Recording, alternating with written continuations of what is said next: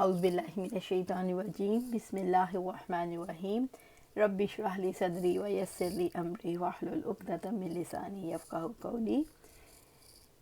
ہم دیکھ رہے تھے صحیح بخاری۔ حضرت جابر بن عبداللہ رضی اللہ تعالیٰ عنہ سے روایت ہے، انہوں نے کہا کہ نبی صلی اللہ علیہ وآلہ وسلم نے فرمایا، جو شخص اس پودے یعنی لہسن سے کچھ کھائے اور وہ ہماری مسجد میں ہمارے پاس نہ آئے۔ راوی کہتا ہے، میں نے کہا اس سے کیا مراد ہے؟ فرمایا، میں تو یہی سمجھتا ہوں کہ کچا لہسن مراد ہے۔ حضرت جابر بن عبداللہ رضی اللہ تعالیٰ عنہ سے روایت ہے کہ آپ صلی اللہ علیہ وآلہ وسلم نے فرمایا، جو شخص لہسن یا پیاز کھائے وہ ہم میں سے علیحدہ رہے، یا فرمایا ہماری مسجد سے الگ تھلگ رہے، یا فرمایا اسے چاہیے کہ اپنے گھر میں بیٹھا رہے۔ ایک مرتبہ آپ صلی اللہ علیہ وسلم کے پاس ہنڈیا لائی گئی جس میں سبز ترکاریاں تھیں۔ آپ نے اس میں کچھ ناگوار بو پائی تو دریافت فرمایا، اس میں کیا ہے؟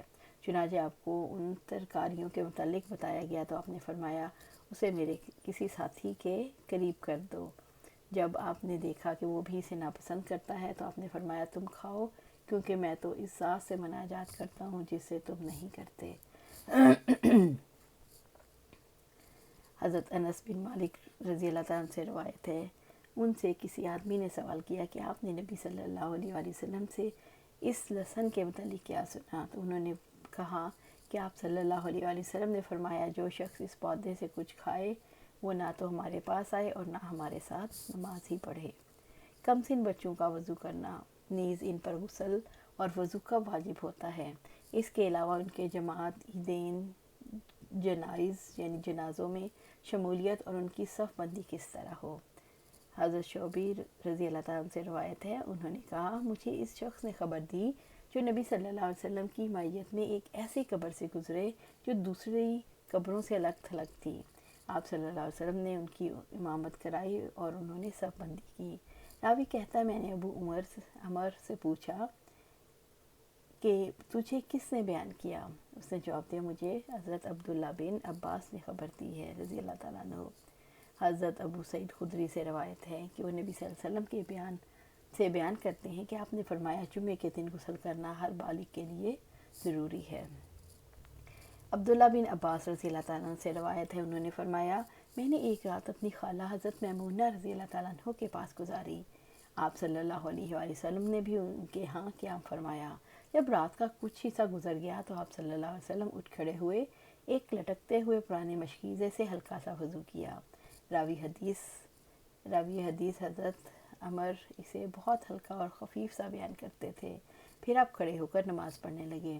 اس دوران میں بھی اٹھا اور آپ کے جیسا وضو کیا، پھر آپ کے بائیں جانب کھڑا ہو گیا۔ آپ صلی اللہ علیہ وسلم نے مجھے اپنے پیچھے سے پھیر کر اپنی دائیں جانب کھڑا کر لیا۔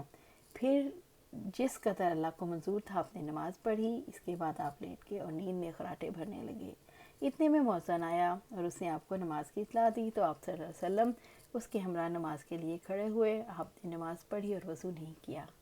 ہم نے حضرت عمر سے پوچھا کہ ہمارے شنید کے مطابق نبی صلی اللہ علیہ وسلم کی آنکھ سوتی تھی لیکن دل بیدار رہتا تھا۔ عمر نے کہا، میں نے اپنے شیخ عبید بن عمیر سے سنا، وہ فرماتے تھے، حضرات انبیاء علیہ السلام کے خواب وہی ہوتے ہیں۔ پھر انہوں نے بطور تائیے آیت تلاوت فرمائی، بیٹے میں خواب میں تجھے ذبح کر رہا ہوں۔ انس بن مالک رضی اللہ تعالیٰ عنہ سے روایت ہے کہ میں ان کی دادی حضرت ملائکہ رضی اللہ تعالیٰ عنہ کے پاس نے ایک دفعہ رسول اللہ صلی اللہ علیہ وسلم کو کھانے کے لیے بلایا۔ جب انہوں نے آپ کے لیے کھانا تیار کر لیا، آپ کھانے سے فارغ ہو گئے تو فرمایا، اٹھو میں تمہیں نماز پڑھاؤں۔ چنانچہ میں نے ایک چٹائی لینے کے لیے اٹھا اور جو دیر تک پڑے رہنے کی وجہ سے سیاہ ہو چکی تھی، میں نے اس پر پانی چھڑکا تو آپ صلی اللہ علیہ وسلم اس پر نماز کے لیے کھڑے ہوئے۔ یتیم بچہ میرے ساتھ اور بڑھیا ہمارے پیچھے تھی۔ آپ نے ہمیں 2 رکعتیں پڑھائیں۔ عبداللہ بن عباس رضی اللہ تعالیٰ عنہ سے روایت ہے، انہوں نے کہا، میں گدھی پر سوار ہو کر آیا جب میں اس وقت قریب البلوغ تھا۔ آپ صلی اللہ علیہ وسلم منا میں دیوار کے علاوہ کسی چیز کی طرف منہ کر کے لوگوں کو نماز پڑھا رہے تھے۔ میں صف کے ایک حصے سے گزر کر خود کو صف میں شامل ہو گیا اور گدھی کو چرنے کے لیے چھوڑ دیا۔ اس ساری کارروائی کے متعلق مجھ پر کسی نے کوئی اعتراض نہیں کیا۔ عائشہ رضی اللہ عنہا سے روایت ہے، انہوں نے فرمایا، नबी सल्लल्लाहु अलैहि वसल्लम ने एक रात नमाज इशा में देर कर दी, यहाँ तक कि हज़रत उमर रज़ी अल्लाह ताला अन्हु ने आपको बावाज़े बुलंद कहा, औरतें और बच्चे सो गए हैं।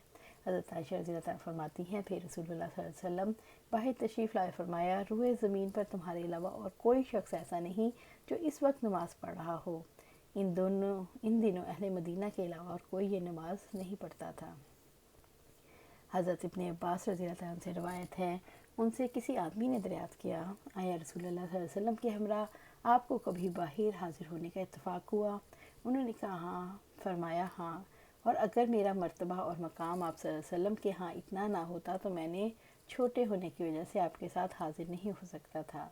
आप पहले उस निशान के पास आए जो कसीर बिन सलत के मकान के करीब है, वहाँ आपने खुतबा दिया, फिर औरतों के पास तशरीफ़ लाए, उन्हें वाज़ व नसीहत की और सदका और खैरात करने का हुक्म दिया। चुनांचे कोई औरत अपनी बाली, कोई अंगूठी और कोई अपने जेवर की तरफ हाथ बढ़ाकर उसे उतार कर हज़रत बिलाल रज़ी अल्लाह ताला अन्हु की चादर में डालने लगी। इसके बाद हज़रत बिलाल रज़ी अल्लाह ताला अन्हु के हमरा आप घर लौट आए। इन हदीस से मालूम हुआ कि बच्चे जब सने शऊर को पहुंच जाएं तो ईदेन और नमाज़ों में शिरकत कर सकते हैं। उन्हें वज़ू भी करना होगा। अगरचे उन अहकाम के मुकालिफ नहीं, ताहम उन्हें आदत डालने के लिए इन बातों पर ज़रूर समझाना चाहिए और उस पर अमल करना चाहिए। यहीं पर हम इसका इख्तिताम करते हैं। अल्लाह सुब्हानहू तआला से दुआ है जो हमने पढ़ा है उस पर अमल करने की तौफ़ीक दें और उस पर हमें इस्तिक़ामत दें। आमीन या रब्बिल आलमीन।